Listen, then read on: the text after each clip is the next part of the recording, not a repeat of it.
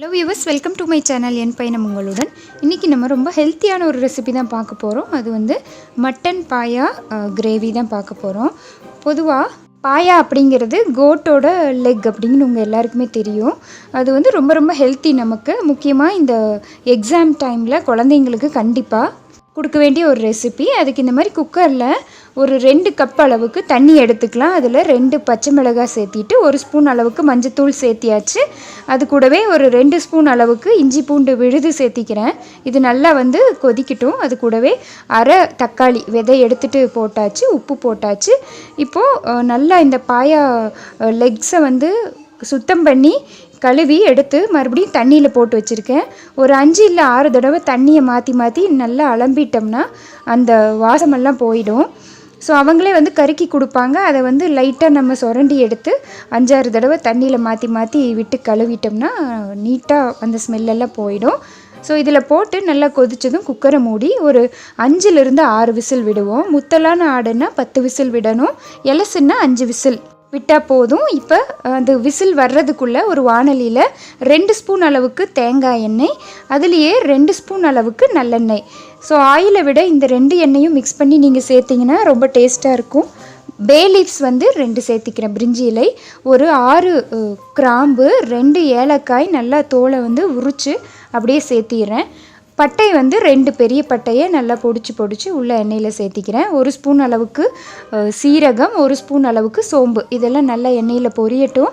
எண்ணெயில் இதெல்லாம் நல்லா பொரிஞ்சதும் 2 பெரிய வெங்காயத்தை பொடியாக கட் பண்ணி வச்சுருக்கேன், அதையும் வந்து ஆட் பண்ணிக்கிறேன். இந்த பெரிய வெங்காயம் வந்து நல்லா வணங்கிடணும். பச்சை மிளகாய் உங்களுக்கு காரத்துக்கு தேவை தகுந்த மாதிரி சேர்த்திக்கோங்க. நான் 2 பச்சை மிளகாய் ஆட் பண்ணி நல்லா வந்து வெங்காயத்தை வணக்கி விட்டுக்கிறேன். இந்த வெங்காயம் வந்து நல்லா பச்சை வாசம் போகிற வரை, ப்ரௌனிஷாக ஆகிற வரை வணக்கிக்கலாம்.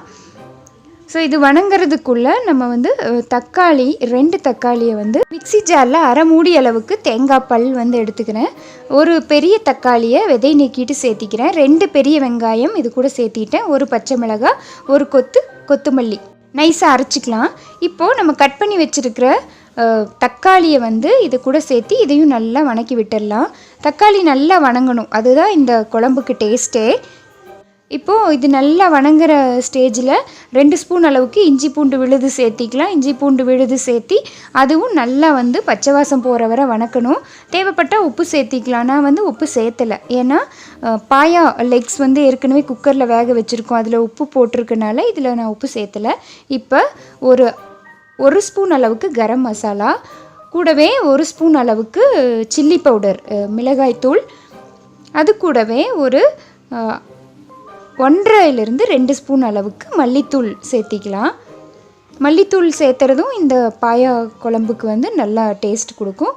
1 ஸ்பூன் அளவுக்கு மிளகுத்தூள், சின்ன ஸ்பூனாக இருந்தனால நான் கொஞ்சம் சேர்த்திக்கிறேன். இப்போது கூட இதையும் நல்லா அப்படியே கலந்து விட்டுக்கலாம். மஞ்சத்தூள் நம்ம ஏற்கனவே அந்த எலும்பில் சேர்த்து வேக விடுறோம், அதனால் இந்த ஸ்டேஜில் சேர்த்த வேண்டியதில்லை. நல்லா வந்து வணக்கி விட்டாச்சு அந்த பச்சை வாசம் போகிற வரை. இப்போ நம்ம நைஸாக அரைச்சி வச்சுருக்க அந்த தேங்காய், வெங்காயம், தக்காளி, பச்சை மிளகாய், கொத்தமல்லி எல்லாம் போட்டோம் இல்லைங்களா, அந்த விழுது நைஸாக அரைச்சி வச்ச அந்த விழுதை இது கூட சேர்த்தியாச்சு. இதையும் நல்லா கலந்து விட்டு இங்கேயும் பச்சை வாசம் போகணும். இது தெறிக்கும், அதனால் அப்படியே நம்ம மூடி வச்சு நல்லா ஓரளவு பச்சை வாசம் போகிற வரை விட்டுடலாம் இந்த மசாலாவை. மசாலா பச்சை வாசம் போனதும் நம்ம குக்கரில் நல்லா வேக வச்சுருக்கோம் இல்லைங்களா, 10 விசில்ஸ்லேருந்து 5 விசில்ஸ் விட்ட அந்த பாயா இதை எடுத்து நம்ம வணக்கி வச்சுருக்க அந்த மசாலாவையும் இதில் கலந்துக்கலாம். நல்லா கலந்து இதையும் ஒரு 6-7 விசில் விட்டுடலாம். முத்தலான ஆடுன்னா 6-7 விசில் விட்டால் போதும். சின்ன ஆடு, எலசான ஆடாக இருந்ததுன்னா நீங்கள் ஒரு 3லேருந்து 4 விசில் விட்டால் போதும். இப்போ உப்பு பத்தாததுனால நான் கொஞ்சம் சேர்த்திக்கிட்டேன். ஸோ குக்கரை வந்து நல்லா மூடி ஒரு 6-7 விசில் வந்து விட்டுக்கலாம். விசில் வந்துட்டுருக்கு. இப்போது இந்த கேப்பில் பார்த்தீங்கன்னா இடியாப்பம் ரெடி பண்ணி வச்சுருக்கேன். பாயாக்கு இடியாப்பம் காம்பினேஷன் ரொம்பவே நல்லாயிருக்கும் இல்லையா. ஸோ சாஃப்டாக வந்து இடியாப்பமும் ரெடி ஆகிடுச்சு. பாயா ரெடி பார்க்கலாம். இப்போது லிட்டு ஓப்பன் பண்ணி பார்க்கலாம். பாருங்கள், நல்லா வாசமாக அந்த பாயா கிரேவி வந்து ரெடி ஆகிடுச்சு. கொஞ்சம் வாட்டரியாக இருந்ததுன்னா இடியாப்பம், தோசை, இட்லிக்கெல்லாம் ரொம்பவே நல்லாயிருக்கும். சப்போஸ் இதில் நீங்கள் சூப் பண்ணணுன்னா ஃபஸ்ட்டு குக் பண்ணி வச்சப்பவே அந்த தண்ணியை வடித்து சூப் பண்ணிக்கலாம். ஸோ ரொம்ப டேஸ்டியாக நல்ல வாசத்தோட இந்த பாயா ரெடி ஆகிடுச்சு. கொத்தமல்லி இலை தூவி நம்ம சர்வ் பண்ணிக்கலாம். பாயா வந்து ரொம்ப ரொம்ப உடம்புக்கு நல்லதுன்னு எல்லாருக்குமே தெரியும். எதனால் அப்படின்னு பார்த்தீங்கன்னா, இது வந்து எலும்பு சம்மந்தப்பட்ட ஒரு உணவு தான். எலும்பில் வந்து பொதுவாகவே கால்சியம் மற்ற மினரல்ஸ் எல்லாம் அதிகமாக இருக்கும். அப்போ நம்ம வந்து இதை எடுத்துக்கும் போது கண்டிப்பாக நம்ம உடம்புக்கு தேவையான கால்சியம், பாஸ்பரஸ் இந்த மாதிரி சத்துக்கள் அதிகமாக கிடைக்கும். முக்கியமாக இதில் கிளைசின் அப்படிங்கிற ஒரு அமினோ ஆசிட் இருக்குது. அது ரொம்ப ரொம்ப நம்ம உடம்புக்கு நல்லது.